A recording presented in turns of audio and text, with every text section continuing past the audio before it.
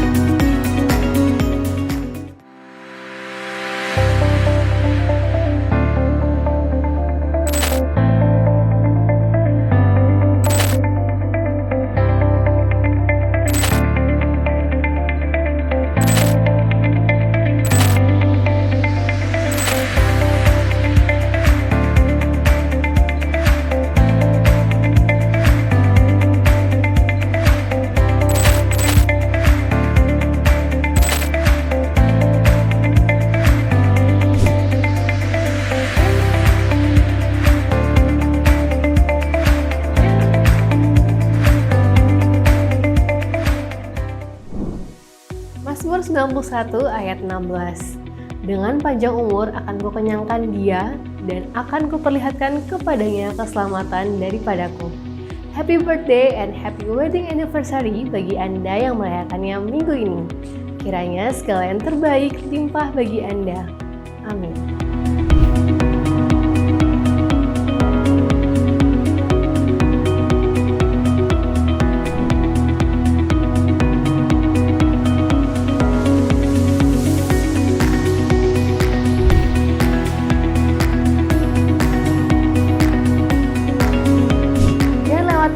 Live Night Talk pada hari Jumat 18 Juni 2021. Live melalui Instagram Rock Samarinda jam 7 malam dengan pembicara Ferry Setiawan PhD live from South Korea dan dipandu oleh host kita Ria Cahya. Persembahan dan perpuluhan dapat Anda berikan melalui transfer bank di nomor rekening GB Rock Samarinda berikut ini.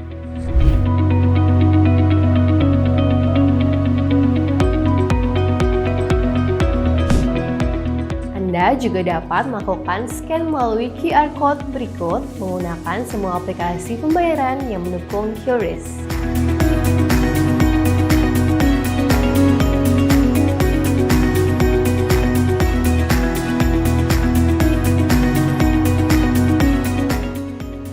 Rock Beloved, segala kelemahan dan keterbatasan kita seringkali membuat kita bahkan tidak mampu untuk berdoa. Tetapi Roh sendiri berdoa untuk kita kepada Allah dengan keluhan-keluhan yang tidak terucapkan. Dan kita percaya bahwa Roh yang hidup itulah yang memampukan kita. Mari bersama seluruh orang percaya kita menaikkan penyembahan bagi Allah kita yang hidup. Enjoy the service.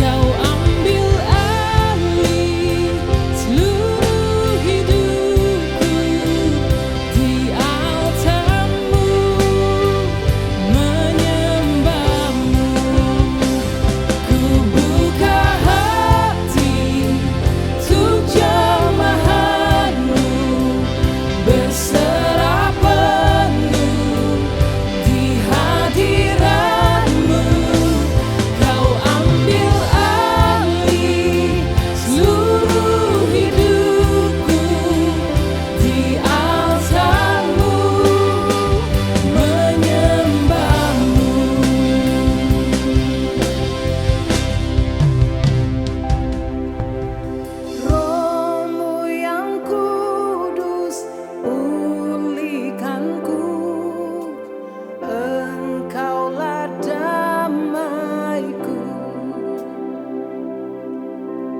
Ku hidup oleh anugerah-Mu yang menyertaiku.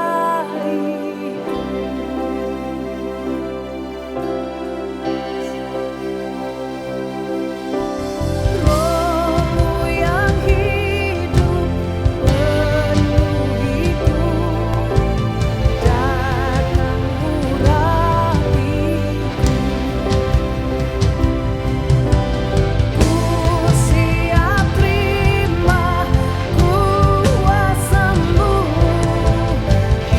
hidupku bagimu.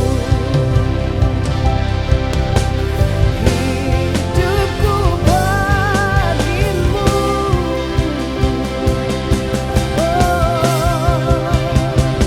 Ku buka hati untuk jemaat-Mu, berserah penuh di hadirat-Mu.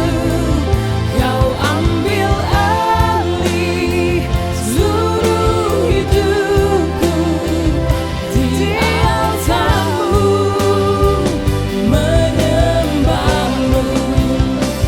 Ku buka hati untuk jemaat-Mu, berserah penuh di hadirat-Mu. Kau ambil alih seluruh hidupku di altar-Mu, menyembah-Mu.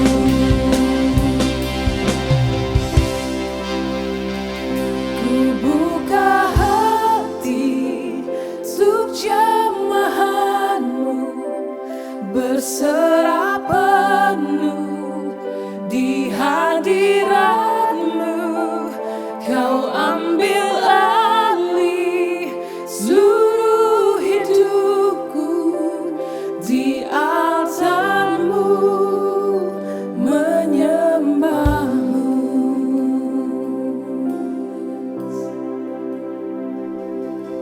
Di altar-Mu,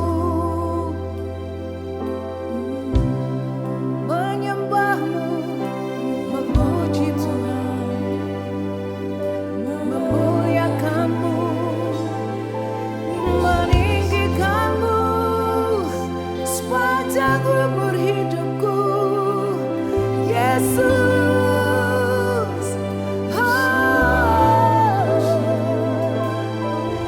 Kau datang mengurapiku, Kau datang penuhiku dengan Roh-Mu yang kudus, dengan Roh-Mu yang hidup. Haleluya. Ku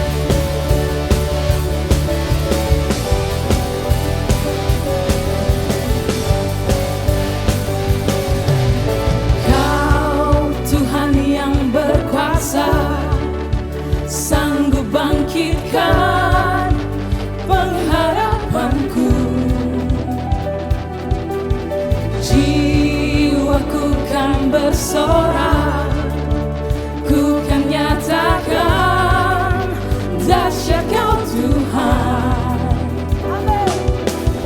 Bertatalah atasku, ku mau hidup bagimu. Tuhan Kau perkasa, setia selamanya.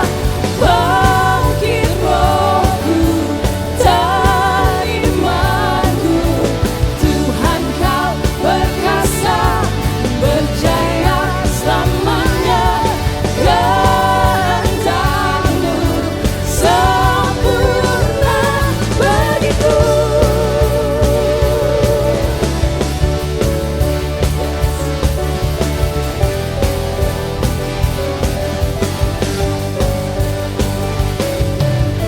Kau Tuhan yang berkuasa, sanggup bangkitkan pengharapanku. Jiwaku kan bersorak, ku kan nyatakan dahsyat Kau Tuhan. Bertatalah atasku, ku mau hidup bagimu. Tuhan Kau perkasa, setia selamanya. Bangkit rohku dan imanku. Tuhan Kau perkasa, berjaya selamanya. Kehendak-Mu sempurna bagiku.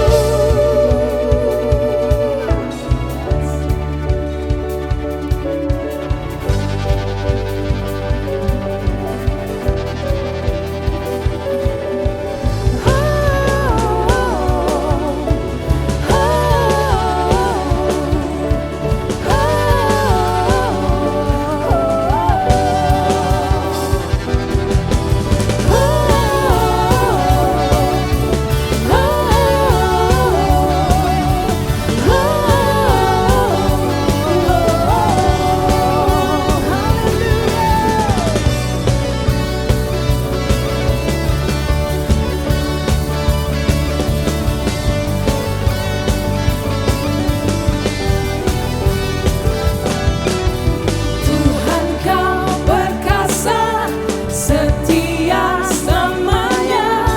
Bangkit rohku dan imanku. Tuhan Kau perkasa, berjaya selamanya. Kehendak-Mu sempurna.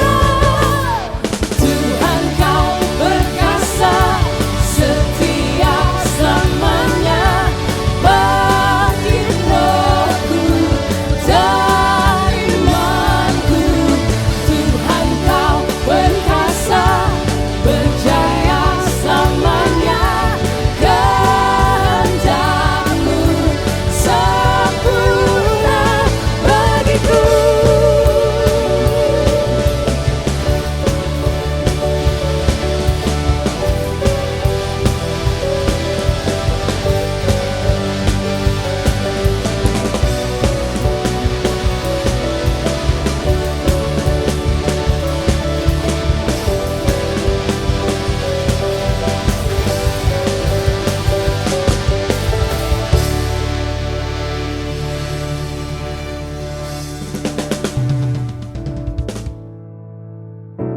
Saudara, mari kita satukan hati kita untuk berdoa.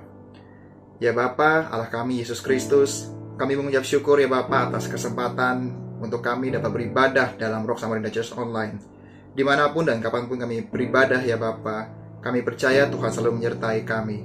Dan karena oleh penyertaan Tuhanlah kami ada dan kami dapat beribadah sampai hari ini ya Bapa. Kami juga beribadah karena kami cinta kepada Tuhan, dan itu adalah salah satu bentuk ucapan syukur kami kepada Tuhan ya Bapa. Kami juga bersyukur ya Bapa untuk setiap berkat dari Tuhan, kesehatan yang Tuhan berikan, hikmat dari Tuhan, dan kemampuan yang Tuhan berikan selama melewati pandemi ini Bapa. Kami punya Tuhan yang ajaib, terobosan-terobosan Tuhan yang selalu ada dalam kehidupan kami. Dan kami pun kuat bersama Tuhan, karena Tuhanlah gembala kami. Kondisi berkata tidak mungkin, namun Tuhan selalu berkata mungkin. Dan oleh karena pertolongan Tuhanlah kami dapat ada sampai hari ini. Kami juga berdoa ya Bapa untuk para pemimpin kami dan Bapak Andrew Pohanardiman sebagai Bapak Gembala kami. Roh takut akan Tuhan dalam memimpin, diberikan hikmat dalam memimpin ya Bapa. Kau juga berikan kesehatan pada Bapak Gembala kami. Kau selalu memberikan pengajaran baru bagi Bapak Gembala kami ya Bapa. Segala yang terbaik turun atas kehidupan beliau ya Bapa. Bapa, kami juga mau berdoa untuk kondisi ekonomi, politik, sosial, keamanan, kesehatan, bahkan kondisi pandemi COVID-19 ya Bapa. Di kota kami Samarinda, di negara kami Indonesia, dan di dunia ini ya Bapa. Kami tahu Bapa, kondisi ekonomi belum pulih secara 100%, masih terjadi kekacauan ya Bapa, bahkan terjadi peperangan. Kuatkan kami ya Bapa dan berikan kami hikmat dalam menghadapi kondisi yang seperti ini ya Bapa. Karena kami percaya hanya Tuhanlah yang dapat kami harapkan, karena kami punya Tuhan yang pasti, karena kami punya Tuhan yang selalu melihara kami ya Bapa. Satu persatu Tuhan pelihara dan satu persatu pasti Tuhan pulihkan. Kami juga berdoa ya Bapa untuk keluarga besar Roh Samarinda dan Roh Tenggarong, bahkan seluruh jemaat yang mengikuti ibadah Roh Samarinda Church Online ya Bapa. Kami berdoa bagi mereka yang sedang sakit, yang sedang lemah tubuh dan mungkin terpapar virus COVID-19 ya Bapa. Kami berdoa ya Bapa, berikan kekuatan bagi mereka. Kau jaga mereka, Kau pelihara mereka, dan Kau berikan kesembuhan oleh bibir-bibirmu ya Bapa, hingga mereka dapat sembuh dan mereka dapat bersaksi dan hanya nama Tuhan yang dipermuliakan ya Bapa. Bagi mereka yang mengalami pergumulan, bagi mereka yang menghadapi tantangan dalam pekerjaan, dalam pelayanan, maupun dalam pendidikan ya Bapa, Kau selalu tunjukkan jalan keluar bagi mereka ya Bapa. Kau berikan penghiburan bagi mereka yang sedih, Kau berikan kekuatan bagi mereka yang lemah, bahkan Kau berikan hikmat bagi mereka yang tidak tahu harus kemana ya Bapa. Karena kami percaya hanya Tuhanlah yang menjawab masalah kami ya Bapa, dan hanya Tuhanlah yang dapat memberikan kekuatan dan memberikan kesanggupan bagi kami ya Bapa. Karena kami percaya segala permasalahan tidak akan lebih dari kemampuan kami. Kami juga berdoa untuk Roh Samarinda gereja kami yang sedang melakukan persiapan ibadah onsite atau ibadah tatap muka ya Bapa. Perlancarkan segala persiapan yang telah direncanakan ya Bapa. Kau jaga kesehatan kami para pelayan-Mu. Kau jaga kesehatan jemaat-jemaat-Mu yang kami kasih dan kami rindukan ya Bapa.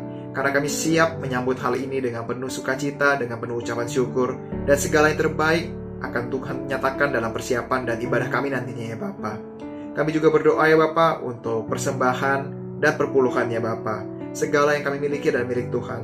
Kami siap memberi dan kami siap mengembalikan apa milik Tuhan. Karena kami percaya kami tidak akan kekurangan dan kami selalu dijuangkan akan segala hal. Bahkan kami diberkati lebih ya Bapa.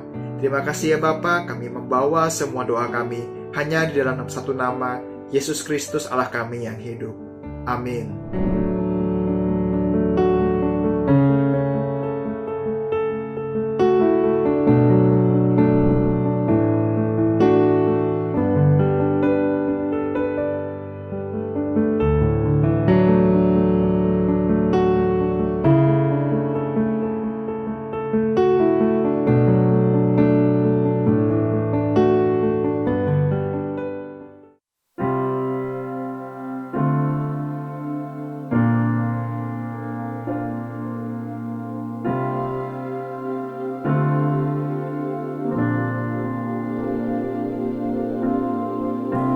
Can go back to the beginning,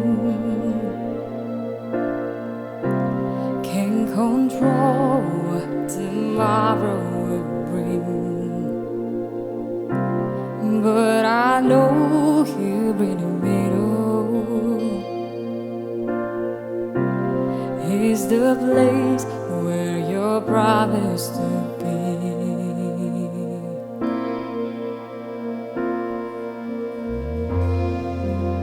Not enough unless you come.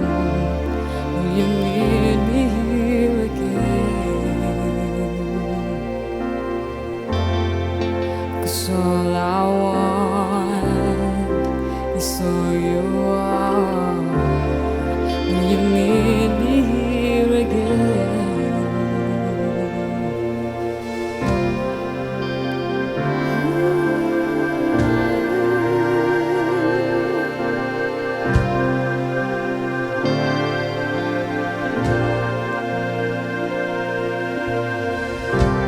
As I walk now to the valley,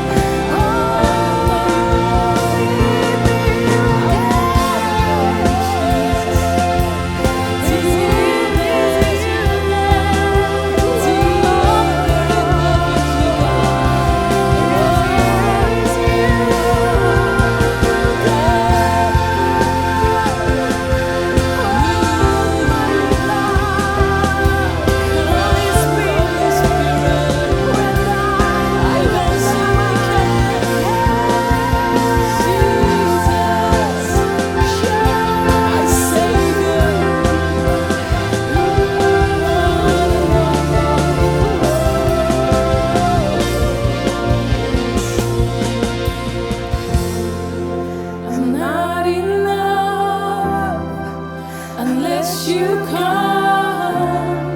Will you meet me here again?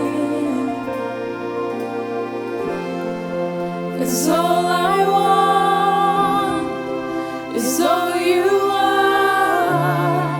Will you meet me here again?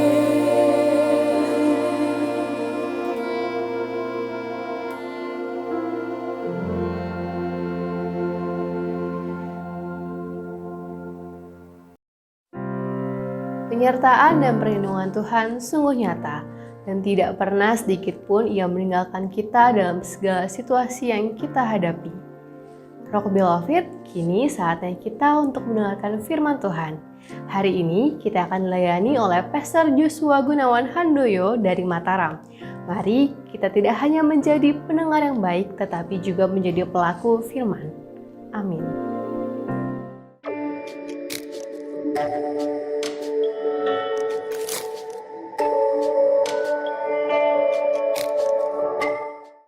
Shalom warga kerajaan yang ada di GBI Rock Samarinda. Hari ini senang dapat bertemu kembali dengan Anda semua. Terutama salam khusus saya untuk Pastor Pohan Harliman. Terima kasih buat kesempatan yang diberikan kepada saya untuk boleh mengisi ibadah online di GBI Rock Samarinda. Sebelum kita dengarkan firman Tuhan, mari kita berdoa terlebih dahulu. Bapa di surga, kami mengucap syukur buat kasih dan anugerah-Mu yang luar biasa atas kehidupan setiap kami. Kami hari ini datang, kami bawa seluruh kehidupan kami, biar Engkau yang mengisi dengan kebenaran firman-Mu, sehingga iman kami bertumbuh makin kuat. Dan kiranya kekuatan daripada Tuhan memampukan kami untuk tetap berjalan makin lama makin kuat menuju Engkau di Sion. Terima kasih Tuhan, berbicara atas setiap kami karena kami siap untuk mendengarkan dan juga kami siap untuk melakukan kebenaran firman-Mu. Di dalam nama Tuhan Yesus kami berdoa dan bersyukur. Haleluya. Amin. Baik, hari ini saya ingin share dengan sebuah judul mirroring atau pencerminan, ya, mencerminkan. Nah, di dalam Alkitab kita seringkali menemukan kalau seorang pemimpin diganti dengan pemimpin yang berikutnya, biasanya mereka memiliki pengurapan yang hampir sama. Kita melihat apa yang terjadi dengan Musa, ya, Musa digantikan oleh Yosua. Mereka memiliki the same spirit. Dan kita juga melihat Elia dengan Elisa. Kita melihat juga bagaimana Tuhan Yesus dengan murid-muridnya. Daud melahirkan Salomo dan seterusnya. Ini hal yang sangat penting untuk setiap kita ketahui, bahwa di bulan Juni ini, di bulan develop khususnya, kita belajar untuk mempersiapkan diri kita maupun mempersiapkan generasi yang ada bersama dengan kita, untuk mereka juga bisa dipakai oleh Tuhan dengan cara yang luar biasa. Hari ini saya mau ajak kita untuk belajar dari satu kisah tentang seorang yang fenomenal yang bernama Daud. Daud, kita tahu dia adalah raja yang sangat legend, ya. Sampai dengan hari ini kalau kita pergi ke Israel, kita akan bertemu dengan kuburan, ya, makam daripada Raja Daud, dan orang-orang berziarah ke sana. Semua tentang Daud ini menimbulkan impresi yang sangat baik, khususnya buat orang-orang Israel, orang-orang Yahudi. Kita melihat ternyata dari satu sisi kehidupan Daud, Daud pernah mengalami satu titik terendah di dalam kehidupannya. Daud melarikan diri dari kejaran Saul sampai di satu kota, ya, di kota Gad, di mana dia harus meminta perlindungan dari Raja Gad pada waktu itu. Untuk apa? Untuk dia tidak ditangkap oleh Saul yang adalah mertuanya sendiri. Apa yang terjadi pada waktu itu? Kemudian Daud dikenali oleh beberapa orang. Dikatakan bahwa Saul mengalahkan beribu-ribu, tetapi Daud mengalahkan berlaksa-laksa. Dan para pegawai menyampaikan kepada Raja Akis pada waktu itu bahwa orang ini adalah Daud. Dia adalah raja. Dan apa yang terjadi? Daud mengalami ketakutan. Dan saking takutnya apa yang terjadi, dia mulai berpikir bagaimana caranya supaya dia tidak ditangkap dan tidak dibunuh di situ. Cerita di sana dikatakan bahwa Daud kemudian berpura-pura gila. Dia menggores-gores pintu gerbang dan kemudian dia membiarkan air liurnya mengalir di janggutnya yang tebal pada waktu itu. Dia melakukan acting sebagai orang gila. Dan itulah yang kemudian melepaskan Daud dari kematian pada waktu itu. Karena Raja Akis akhirnya menyuruh orang untuk mengusir Daud. Dan kemudian Daud melarikan diri ke satu tempat yang bernama Gua Adulam.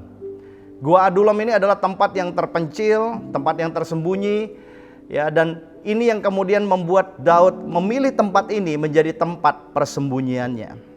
Kita baca di dalam 1 Samuel pasal 22 ayat 1 sampai dengan ayat yang kedua. Lalu Daud pergi dari sana, maksudnya dari kota Gad, dari Raja Akis, dan melarikan diri ke Gua Adulam. Ketika saudara-saudaranya dan seluruh keluarganya mendengarkan hal ini, pergilah mereka ke sana mendapatkan dia. Ayat yang kedua, berhimpunlah juga kepadanya setiap orang yang dalam kesukaran, setiap orang yang dikejar-kejar tukang piutang, setiap orang yang sakit hati, maka ia menjadi pemimpin mereka. Bersama-sama dengan dia ada kira-kira 400 orang. Daud pada waktu itu ada dalam keadaan depresi, dalam keadaan stres, dia dikejar-kejar, mau dibunuh, dia melarikan diri. Tapi yang unik, ternyata ada orang-orang keluarganya yang mendengar dan kemudian bergabung dengan Daud di Gua Adulam. Tidak cukup sampai di situ, ternyata magnet daripada Raja Daud ini menarik banyak orang. Sehingga dikatakan ada 400 orang yang kemudian bergabung dengan Daud dan mengangkat Daud menjadi pemimpin mereka. Kalau kita telusuri cerita ini agak sedikit unik.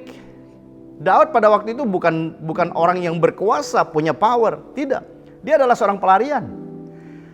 Dan Tuhan kirimkan kepada dia orang-orang yang stres, yang depresi.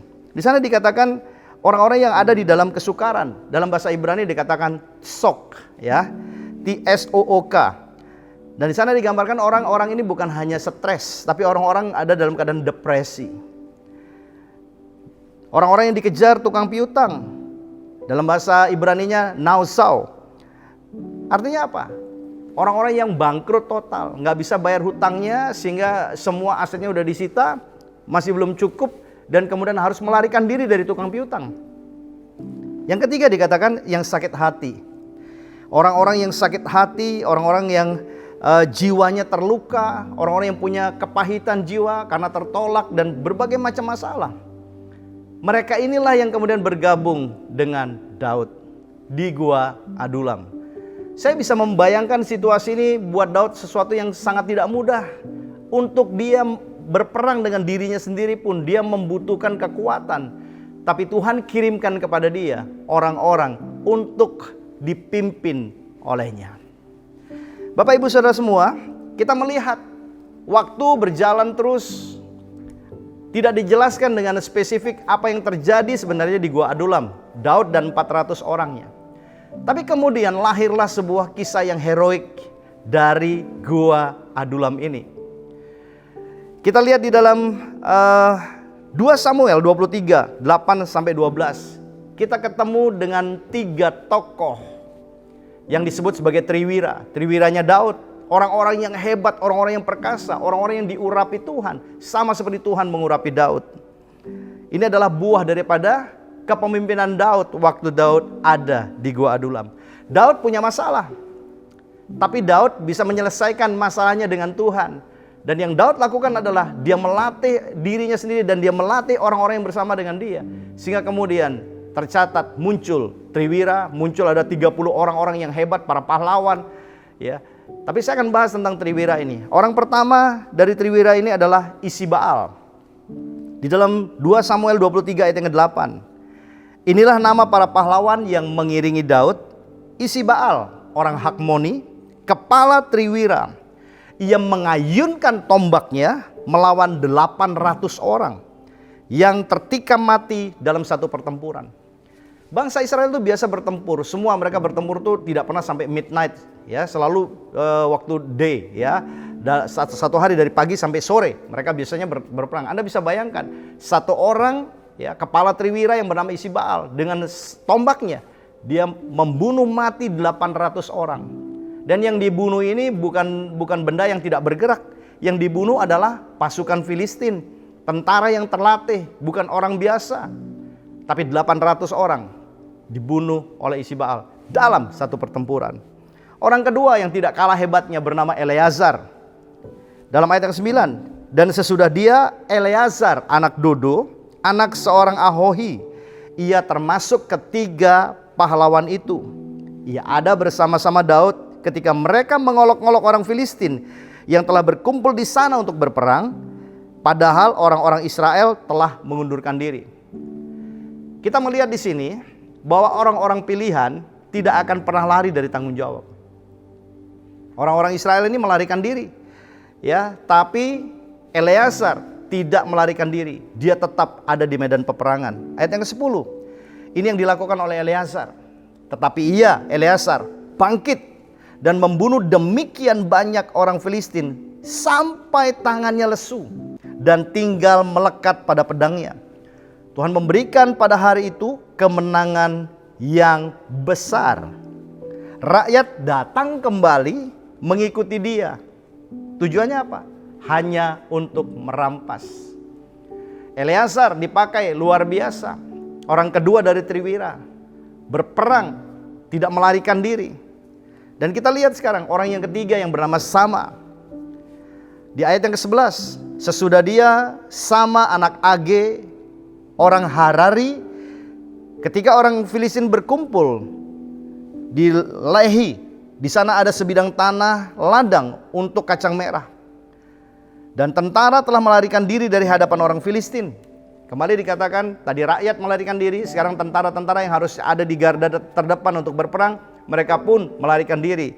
Tersisa Sama pada waktu itu, ada ladang merah, ya ada ladang kacang merah, dan di sana dikatakan, maka berdirilah ia, yaitu Sama, di tengah-tengah ladang itu, ia dapat mempertahankannya dan memukul kala orang Filistin. Demikianlah diberkati Tuhan, diberikan Tuhan kemenangan yang besar. Si Baal, dan kemudian dikatakan Eleazar dan Sama, 3 orang Triwira Daud. Kalau ditelusuri, mereka adalah salah satu dari 400 orang yang stres, yang dikejar tukang piutang, yang punya masalah kejiwaan, yang punya mental problem. Tapi di tangan Daud, mereka bisa menjadi orang-orang yang hebat, yang luar biasa. Saya mau bawa mundur lebih ke belakang, ya, tentang 3 orang Triwira ini. Ada sebuah kisah yang sangat menyentuh hati saya, dan ini benar-benar memberikan sebuah dorongan kepada setiap kita untuk kita juga bisa melakukan hal-hal yang luar biasa untuk Tuhan kita. Nah, di dalam 2 Samuel 23 ayat 13 sampai 17. Ayat 13 sana dikatakan, sekali datanglah 3 orang dari ke-30 kepala mendapatkan Daud menjelang musim menuai dekat Gua Adulam. Sedang sepasukan orang Filistin berkemah di lembah Refaim. Pada waktu itu Daud ada di dalam kubu gunung, dan pasukan pendudukan orang Filistin pada waktu itu ada di Bethlehem, ya. Jadi Bethlehem dikuasai oleh orang-orang Filistin. Ayat yang ke-15. Lalu timbullah keinginan pada Daud dan ia berkata, sekiranya ada orang yang memberi aku minum air dari perigi Bethlehem yang ada dekat pintu gerbang. Ayat yang ke-16. Lalu ketiga pahlawan itu menerobos perkemahan orang Filistin. Mereka menimba air dan dari perigi Bethlehem yang ada dekat pintu gerbang, mengangkatnya dan membawanya kepada Daud. Daud surprise, Daud terkejut. Dia memang berbicara kepada ketiga orang ini bahwa dia ingin minum air dari perigi, dari sumur yang ada di Bethlehem yang dekat pintu gerbang. Kita mengerti dalam sebuah peperangan, kalau kita bicara pintu gerbang, biasanya di sanalah terkonsentrasi pasukan atau tentara untuk menjaga agar tidak ada musuh yang masuk. Dan sumur ini ada di dekat pintu gerbang yang tentunya penjaganya super duper ketat. Tidak mudah untuk dapat diterobos. Tapi Daud berbicara sesuatu, menyatakan keinginannya. Dan yang luar biasa, ketiga orang ini merespon dengan begitu cepat dan luar biasa. Kita melihat respon daripada Daud pada waktu itu. Setelah ketiga orang pahlawan itu menerobos dan membawa air itu dari perigi kepada Daud. Tetapi Daud tidak mau meminumnya, melainkan mempersembahkannya sebagai korban curahan kepada Tuhan. Ayat 17, ini pernyataan dari Daud. Kata Daud, jauhlah daripadaku ya Tuhan untuk berbuat demikian. Bukankah ini darah orang-orang yang telah pergi dengan mempertahankan nyawanya? dan tidak mau ia meminumnya. Itulah yang dilakukan ketiga pahlawan itu. Bapak Ibu Saudara warga kerajaan, kita melihat ketiga orang ini memiliki loyalitas yang luar biasa, di atas rata-rata. Makanya kenapa dikatakan mereka disebut sebagai pahlawan. Mereka bukan tentara biasa, mereka bukan jenderal biasa, tapi mereka adalah pahlawan. Karena mereka rela untuk mengorbankan nyawanya demi memenuhi apa yang menjadi keinginan daripada atasannya atau pimpinannya. Saya sangat tertarik dengan hal ini. Bagaimana mungkin seorang yang bernama Daud, dia belum menjadi raja pada waktu itu. Sekali lagi saya katakan, dia adalah seorang wanted, pelarian. Dan bersama-sama dengan dia adalah orang-orang stres, depresi, orang yang punya banyak masalah. Seperti apa yang kita hadapi hari-hari ini. Mungkin Bapak Ibu Saudara ketemu dengan orang-orang yang stres, orang-orang yang depresi, orang-orang yang punya luka, ya, luka hati, kekecewaan, kepahitan dan sebagainya. Bagaimana Daud bisa mentransformasi orang-orang ini menjadi tentara-tentara yang begitu luar biasa, yang sangat ditakuti, yang begitu hebat, luar biasa. Inilah yang saya temukan dan saya katakan inilah proses yang namanya mirroring, mencerminkan, pencerminan. Di awal saya katakan bahwa antara pemurid dengan murid biasanya ada transfer spirit. Ya, selain transfer knowledge, mereka juga transfer life, ya, sharing life, dan kemudian juga sharing, ya, everything, dan termasuk karakter, sifat, keberanian yang ada. Nah, Daud sedang membentuk, mendevelop orang-orang yang bersama dengan dia. Selain 3 orang ini, ada 30 orang yang lain. Selain 30 orang ini, dari ke 400 orang ini juga pahlawan-pahlawan dikatakan muncul luar biasa. Bagaimana bisa terjadi hal seperti itu? Yang pertama, di sini dikatakan Daud mengajarkan kepada semua orang bersama dengan dia sikap yang takut dan hormat akan Tuhan. Kita nggak perlu memperpanjang kata. Kalau kita belajar tentang Daud, kita pasti tahu bagaimana Daud respect dengan Tuhan. Bagaimana Tuhan juga respect dengan Daud. Dikatakan bahwa tidak ada satu orang pun yang begitu dicintai dan dikasihi oleh Tuhan pada zaman itu selain daripada Daud. Sehingga Daud dipilih oleh Tuhan. Ya, nggak perlu pakai pemilihan secara umum, nggak. Tuhan melihat hati dan Tuhan tahu hati Daud sangat mengasihi dia. Jadi sifat seperti inilah sikap Daud yang selalu mendahulukan Tuhan. Setiap kali dia ingin melakukan apapun, ada dalam peperangan maupun apa yang dia hadapi, stres, struggle dan sebagainya, dia selalu datang kepada Tuhan. Dan sikap ini ditiru oleh semua orang yang bersama dengan dia. Ada orang yang berkata begini, Pak, saya ingin sebagai seorang atasan, sebagai seorang pemimpin, saya ingin agar orang-orang yang ada di bawah saya menjadi orang-orang yang loyal, orang-orang yang tunduk kepada saya sebagai pemimpin. Kita tidak akan pernah bisa menuai hal itu kalau seandainya kita juga tidak punya ketundukan kepada otoritas yang ada di atas kita. Daud tahu otoritas yang ada di atas dia adalah Tuhan sendiri. Dia menunjukkan, dia mengajarkan, dia memberikan keteladanan bagaimana dia melakukan ini.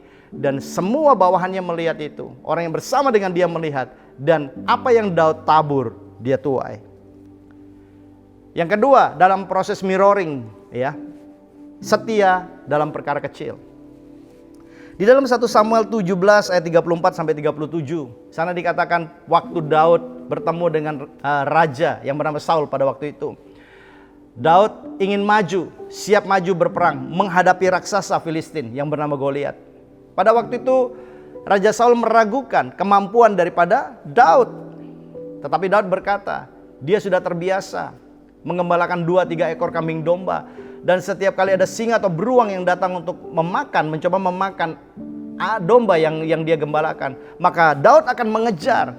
Daud akan merebut kembali domba atau anak domba yang ada di rahang daripada binatang ini. Bahkan kalau beruang itu bangkit melawan dia, dia akan ambil janggutnya, dia akan banting, dia akan robek mulutnya. Seperti itu. Kita melihat kalau sebuah proses, ya, kalau kita memberikan sebuah pemikiran, kita membela sesuatu yang besar, itu umum terjadi. Kita rela untuk berkorban untuk sesuatu yang besar. Banyak orang bisa melakukannya. Tetapi tidak banyak orang yang ditemukan untuk hal-hal yang kecil pun dia siap untuk bayar harga, bahkan dengan nyawanya. Bukankah 2-3 ekor kambing domba itu bukan sesuatu yang terlalu mahal? Ya, lebih mahal nyawa daripada Daud.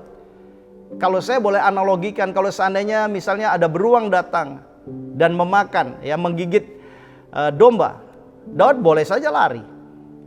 Toh nanti ayahnya bisa membelikan dia domba yang baru. Tapi Daud bertanggung jawab sepenuhnya. Dia tidak ingin tinggalkan tanggung jawab dia. Dia berani menghadapi beruang, dia berani membunuh beruang, berani melawan singa. Dan ini bukan beruang dan singa main-mainan. Ini binatang buas yang ada di padang gembalaan pada waktu itu. Dan Daud menghadapinya bukan sekali dua kali, seringkali. Kenapa? Karena itu adalah daerah yang terbuka, yang banyak binatang liar dan binatang buas. Jadi Daud dilatih setia dengan perkara yang kecil. Di dalam Matius 25 ayat 21 di sana dikatakan, maka kata tuannya itu kepadanya, baik sekali perbuatanmu itu, hai hambaku yang baik dan setia. Hai hambaku yang baik dan setia. Ada dua kualitas untuk seorang hamba yang berkenan di hadapan Tuhan, baik dan setia. Engkau telah setia dalam perkara kecil, aku akan memberikan kepadamu tanggung jawab dalam perkara yang besar. Dan bonusnya yang luar biasa di sini dikatakan, masuklah dan turutlah dalam kebahagiaan Tuanmu. Wow, luar biasa. Diberikan tanggung jawab yang lebih besar, dan finalnya dia akan masuk di dalam kebahagiaan daripada tuannya. Ini adalah hamba yang setia dengan perkara kecil. Apa perkara kecil? Perkara kecil adalah perkara keuangan. Setia nggak kita dengan perkara keuangan? Kita mesti tahu bahwa kita bukan pemilik atas harta. Kita adalah pengelola. Kita dipercayakan untuk menjadi bendahara yang jujur, bukan bendahara yang tidak jujur. Nah, kembali saya katakan di sini, Tuhan Yesus sangat menghargai orang-orang yang menghargai dan setia melakukan hal-hal yang kecil. Biasanya orang selalu ingin ini, promosi jabatan yang tinggi, diberikan kekayaan yang banyak, yang besar, tanpa dilatih untuk setia dengan perkara yang kecil dan mengetahui tugas dan tanggung jawabnya.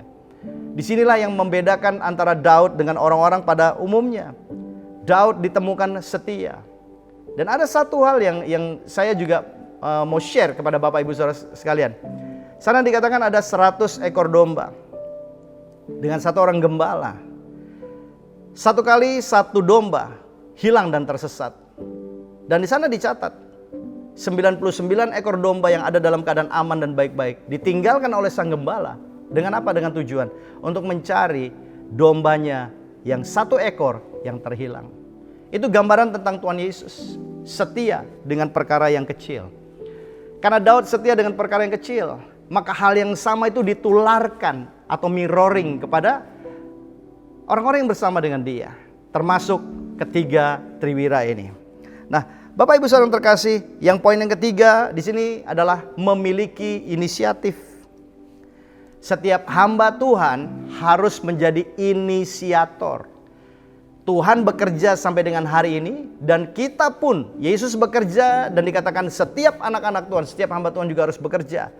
Di dalam kisah perigi yang ada di Bethlehem ini, kita melihat inisiatif dibuat oleh triwira ini. Kenapa mereka begitu dikasih oleh Daud? Karena mereka juga sangat mengasihi Daud. Bapak Ibu Saudara terkasih dalam Tuhan, kalau kita menabur kasih, kita pun akan menuai kasih. Kita menabur respek, kita akan menuai respek. Banyak orang menabur kebencian tapi berharap dapat menuai kasih. Ini satu hal yang paradoks dan tidak mungkin terjadi. Nah, kita melihat inisiatif ini. Daud selalu berinisiatif untuk mencari Tuhan. Daud berhadapan dengan banyak situasi sulit sebelum dia menjadi raja, bahkan setelah dia menjadi raja. Tapi dia selalu melakukan satu inisiatif yang luar biasa. Dia cari wajah Tuhan. Dia cari dan dia minta petunjuk, dia minta arahan. Di dalam setiap peperangan dikatakan Daud tidak pernah kalah, kecuali pada waktu dia lupa meminta petunjuk daripada Tuhan. Pada waktu dia ada di Siklak, musuh terlalu kecil dan Daud menganggap remeh, sehingga akibatnya adalah dia mengalami kekalahan. Bapak Ibu Saudara yang terkasih, inisiatif itu adalah melakukan sesuatu ya yang dapat merepotkan dirinya sendiri walaupun tidak ada yang suruh.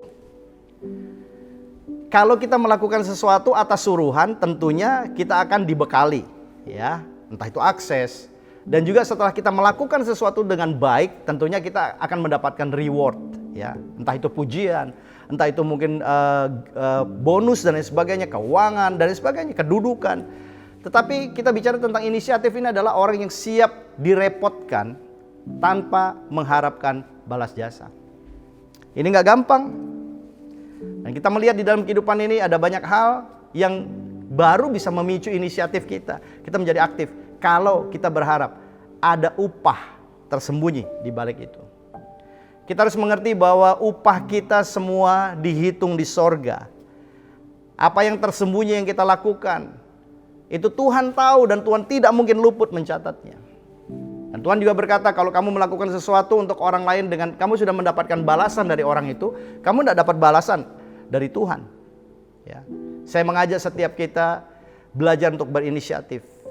Dan kenapa Daud, kenapa Triwira ini bisa melakukan hal seperti itu tanpa takut mereka menerobos di tengah kepungan pasukan Filistin pada waktu itu. Mereka bisa menimba air, membawa air yang tentunya akan terlihat dengan jelas. Tapi mereka bisa melakukan itu semua. Saya percaya ada campur tangan Tuhan di sini. Waktu kita melakukan tugas tanggung jawab kita untuk menyenangkan hati pemimpin kita, apalagi menyenangkan hati Tuhan, pasti ada perlindungan daripada Tuhan. Triwira ini melihat mirroring inisiatif yang Daud lakukan. Ini luar biasa. Apa yang akan kita kerjakan buat generasi yang ada di bawah kita? Para pemimpin, kita menularkan spirit of excellence. Kita menularkan sikap-sikap yang menghormati Tuhan, tunduk dan takut akan Tuhan. Poin yang keempat, yang terakhir, tentang mirroring, mencerminkan. Pemimpin menunjukkan contoh dan keteladanan. Daud menunjukkan contoh dan keteladanan. Gigih, berani, dan tekun. Kita ketemu orang yang kedua yang bernama Benaya. Mari kita buka di dalam 2 Samuel 23 ayat 20 sampai 23. Selanjutnya Benaya bin Yoyada, anak seorang yang gagah perkasa. Jadi Benaya ini punya seorang ayah yang bernama Yoyada, dan itu dikenal juga sebagai orang yang gagah perkasa. Sekali lagi, Yoyada maupun Benaya ini adalah mereka ada di dalam kumpulan 400 orang yang di awal kita pelajari. Orang-orang yang broken heart, orang-orang yang gak punya masa depan, orang-orang yang tidak tahu lagi apa yang harus mereka lakukan. Mereka tidak punya uang, mereka miskin, mereka tidak punya aset, mereka tidak punya segala sesuatu. Tapi waktu mereka berjalan bersama dengan Daud, dan Daud membawa roh yang takut akan Tuhan ini kepada mereka semua, mereka ditransformasi, mereka diubahkan. Mereka punya sifat kemudian muncul gigih, berani, dan mereka tekun melakukan segala sesuatu. Dikatakan Benaya bin Yoyada, anak seorang yang gagah perkasa, yang besar jasanya, yang berasal dari Kapsel. Ia menewaskan kedua pahlawan besar dari Moab. Ini Benaya ini bukan salah satu dari Triwira, bukan. Jadi Anda bisa bayangkan, orang-orang yang bersama dengan Daud pada waktu itu, orang-orang yang hebat, orang-orang yang luar biasa. Dua pahlawan Moab dibunuh, ditewaskan oleh Benaya. Juga pernah ia turun ke dalam lubang dan membunuh seekor singa pada suatu hari bersalju. Apa untungnya coba? Seekor singa masuk ke dalam lubang, ya biarin aja. Ngapain cari gara-gara, ya kan? Tapi kemudian dikatakan karena singa ini mungkin mengganggu orang-orang yang ada di situ. Yang dilakukan oleh Benaya, dia turun ke dalam lubang. Ini namanya cari mati. Dia turun ke dalam lubang dan dia bunuh singa itu. Ayat 21, pula ia membunuh seorang Mesir yang tinggi perawakannya. Di tangan orang Mesir itu ada tombak, tetapi Benaya mendatanginya dengan tongkat. Benaya merampas tombak dari tangan orang Mesir itu, lalu membunuh orang itu dengan tombaknya sendiri. Itulah yang diperbuat Benaya bin Yoyada. Ia mendapat nama di antara ke-30 pahlawan itu. Saya merenungkan tentang Benaya. Benaya ini arti namanya sangat bagus. Benaya artinya adalah Tuhan telah membangun. Dan Yoyada artinya adalah Tuhan tahu. Tuhan tahu apa yang sedang kita bangun dalam kehidupan kita. Amin. Apa yang sedang saudara masukkan ke dalam hati dan pikiranmu hari-hari ini, Tuhan tahu. Kalau engkau mengisi kehidupanmu dengan hal-hal yang negatif, hal-hal yang jahat, ketahuilah, engkau akan menjadi seperti itu. Engkau akan menjadi pribadi yang gagal. Engkau akan mudah dihancurkan oleh iblis. Nah, kita melihat waktu Benaya berhadapan dengan orang Mesir yang dikatakan punya ukuran juga raksasa. Orang Mesir ini menggunakan tombak. Benaya mendatanginya dengan tongkat. Dari peralatan perang aja udah nggak match. Tapi Benaya tetap maju. Kenapa? Dia ingat semua orang yang bersama dengan Daud pada waktu itu ingat peristiwa bagaimana Daud mengalahkan Goliat. Daud datang mendatangi Goliat dengan apa? Dengan tongkat dan dengan alih-alih. Benaya meniru. Berhadapan dengan raksasa yang bawa tombak, dia bawa tongkat. Coba. Tubuh lebih kecil, kemungkinan menang mungkin 0 bahkan minus. Tapi di sana dikatakan Benaya dengan kekuatan yang dia latih, dia merebut tombak dari raksasa Mesir ini. Bahkan kemudian dia membunuh raksasa itu dengan tombak daripada raksasa itu sendiri. Bukankah sama dengan apa yang Daud lakukan? Pada waktu dia mengalahkan Goliat, maka Goliat pun dibunuh, dipenggal dengan pedang daripada Goliat itu sendiri. Apa yang kita lakukan hari-hari ini? Generasi yang ada di bawah kita, orang-orang yang bersama dengan kita, mereka akan memperhatikan dan mereka akan meniru. Sayangnya, tidak banyak pemimpin yang menularkan spirit of excellence, yang mirroring dengan benar, yang mencerminkan kemuliaan Kristus melalui kehidupannya. Oleh sebab itu saya katakan, hari ini kita sama-sama belajar bahwa hidup kita ini seperti kitab yang terbuka dikatakan. Orang dapat melihat apa yang ada dalam hati dan pikiran setiap kita. Melalui apa? Melalui sikap kita, perbuatan kita, tingkah laku kita semua. Nah, apa yang kita taruh dalam hati dan kehidupan kita, seperti itulah kita. Amin. Oleh sebab itu hati-hati.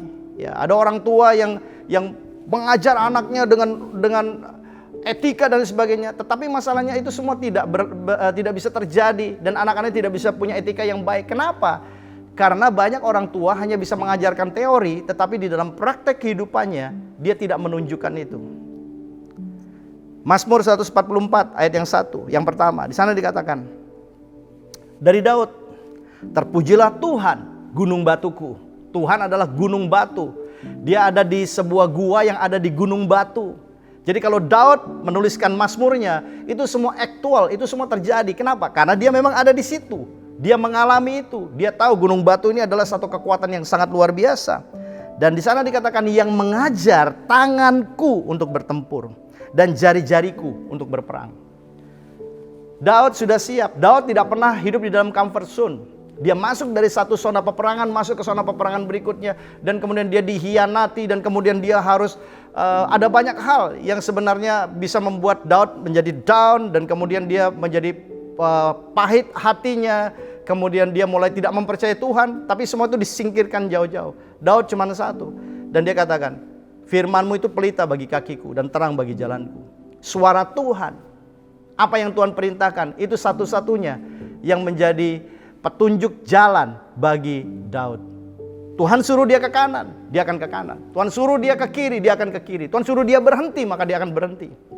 Dan itu terbukti menolong dan menyelamatkan Daud dari setiap strategi atau rancangan jahat daripada musuh. Bapak Ibu Saudara sekalian, hari-hari ini kita berhadapan dengan banyak masalah dan banyak tantangan. Jangan khawatir, roh yang ada di dalam kita jauh lebih besar daripada semua roh yang ada di dunia ini. Mari kita berespon dengan benar. Di sana dikatakan bagaimana kita harus belajar untuk mempunyai sikap yang hormat dan takut akan Tuhan. Dan yang kedua, kita harus setia dalam perkara kecil. Jangan remehkan hal-hal yang kecil. Banyak orang tidak sungguh-sungguh waktu dikasih kepercayaan yang kecil, tapi selalu berharap kalau saya dikasih proyek yang besar baru saya akan kerja dengan sungguh-sungguh. No. Tidak ada proyek yang besar tanpa kita dipercaya bisa memanage proyek-proyek yang kecil. Yang ketiga, memiliki inisiatif. Dalam segala hal, inisiatif kita adalah cari wajah Tuhan, merendahkan hati di hadapan Tuhan, minta petunjuk dari Tuhan. Bukan kita coba atur Tuhan. Nah, disinilah satu tanda kemenangan akan terjadi. Tuhan akan menyampaikan jalan-jalannya. Tuhan akan menunjukkan jalan-jalannya. Tuhan akan menyertai orang-orang yang berjalan di jalan Tuhan. Dan yang keempat, milikilah sikap yang gigih. Berani menghadapi tantangan. Jangan lari dari tantangan. Dan kemudian tekun. Waktu kita berhadapan dengan proses, tetap tekun. Jangan pernah bersungut-sungut. Kita harus tahu bahwa masalah itu mendatangkan kebaikan buat setiap kita. Saya tutup dengan satu quote. Ya. Cari dan temukan seseorang atau seorang pemimpin atau seorang pemurid yang memiliki kualitas kerohanian yang teruji dan sudah terbukti. Kemudian belajarlah darinya untuk menjadi seorang murid Kristus yang sejati. Seorang murid mencerminkan pemuridnya. Kalau kita salah memilih otoritas yang ada di atas kita, maka itu juga akan berbahaya bagi setiap kita. Dan buat semua pemurid, semua pemimpin, hati-hati dengan apa yang kita kerjakan dan kita lakukan. Saya berdoa biarlah kiranya kehidupan setiap kita boleh menjadi inspirasi kehidupan buat orang-orang yang bersama dengan kita. Entah itu anak-anak kita secara fisik, secara jasmani, maupun anak-anak rohani kita, orang-orang yang bersama dengan kita. Dan waktu mereka mirroring, maka dikatakan, ya, Kristus akan ada di muka bumi ini. Kenapa? Karena para pemimpin, mereka memiliki kepribadian seperti kepribadian Kristus. Mari kita semangat dan kita mengerti tugas tanggung jawab kita. Dimanapun kita berada, biarlah terang kemuliaan Tuhan selalu nyata dalam kehidupan kita. Maka, di mana kita berada, kita akan menjadi berkat. Dan kehidupan kita akan memberikan kekuatan bagi banyak orang. Hari-hari ini ada begitu banyak orang yang stres, depresi. Jangan palingkan wajahmu dari mereka. Itu tanggung jawab kita. Mari kita bangun mereka, mari kita bawa mereka untuk mereka memiliki hati dan pikiran serta kehidupan seperti kita yang takut akan Tuhan. Saya akan berdoa buat setiap kita di akhir daripada khotbah saya ini. Mari kita buka hati kita di hadapan Tuhan. Bapa di surga, kami bersyukur bahwa Engkau, Roh Kudus, Engkau ada dalam hati dan kehidupan setiap kami. Biarlah terus Engkau bekerja lebih, Engkau bersuara, dan Engkau yang menuntun setiap kami, sehingga kami boleh tetap berjalan di jalan kebenaran Tuhan. Kami tidak menyimpang ke kanan dan ke kiri. Dan kehidupan kami benar-benar di-develop, kami persiapkan, kami bangun untuk kami boleh menjadi cermin kemuliaan dari Kristus sendiri. Sehingga dimanapun kami berada, orang dapat melihat dan merasakan kasih Kristus, kebaikan Kristus, bahkan mujizat-mujizat Tuhan. Kami percaya Tuhan bahwa dimanapun ada anak-anak-Mu, mereka akan dipakai Tuhan untuk menyembuhkan orang-orang sakit, memberikan kekuatan, penghiburan kepada orang-orang yang hancur hidupnya, sehingga pemulihan terjadi dimanapun kami berada. Aku berdoa dalam nama Tuhan Yesus, bahwa semua keluarga-keluarga, orang tua juga yang menjadi perwakilan Kristus, mereka memiliki spirit of excellence, sehingga anak-anak mereka, generasi ilahi akan muncul dan akan menaklukkan bumi ini dan menyatakan kemuliaan Kristus. Berkati GBI Rock Samarinda, berkati seluruh leaders, Pastor Pohan, semua elders yang ada, pakai semua untuk menyatakan kemuliaan Kristus. Kami siap untuk menjadi cermin bagi kemuliaan Kristus. Di dalam nama Tuhan Yesus Kristus, kami berdoa dan bersyukur. Haleluya. Amin. Tuhan Yesus memberkati kita semua. Tetap semangat, jadi cermin bagi kemuliaan Kristus. God bless you all.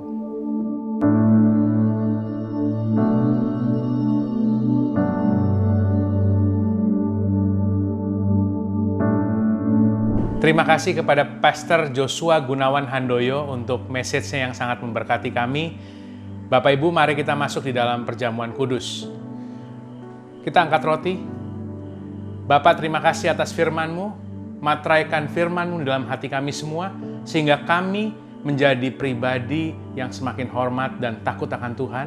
Kami menjadi pribadi yang setia di dalam hal yang kecil.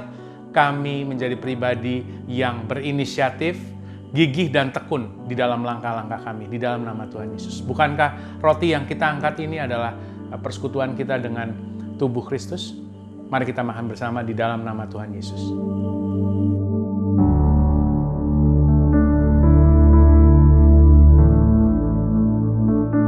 Mari kita angkat cawan, saudara.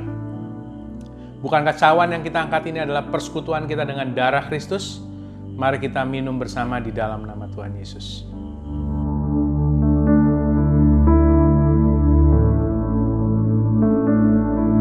Bapa, kami ingin menyudahi ibadah kami, sempurnakanlah ibadah kami, dan kami ingin menerima berkat yang daripada-Mu. Tuhan memberkati Engkau dan melindungi Engkau. Tuhan menyinari Engkau dengan wajah-Nya dan memberikan Engkau kasih karunia. Tuhan menghadapkan wajah-Nya kepadamu dan memberikan Engkau damai sejahtera. Engkau akan naik dan tidak turun. Engkau akan menjadi kepala dan bukan ekor. Kemanapun Engkau melangkah, Tuhan berserta dengan saudara. Dan jikalau saudara terjatuh, tidak akan sampai tergeletak, sebab Tuhan bersama dengan saudara kemanapun Anda berada. Terimalah yang terbaik daripada Allah Bapa di dalam nama Tuhan Yesus Kristus. Amin. Tuhan Yesus memberkati saudara. Have a blessed Sunday. Rock Beloved, terima kasih Anda telah beribadah bersama kami. Ikuti Rock Samarinda Church Online minggu depan melalui YouTube channel Rock Samarinda atau aplikasi MyRock. Jangan lupa subscribe dan download aplikasinya.